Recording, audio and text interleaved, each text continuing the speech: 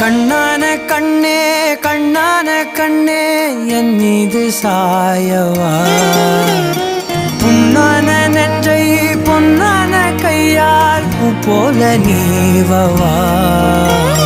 நீ தூங்கும் போது முன்னெற்றி மீது முத்தங்கள் வைக்கணும்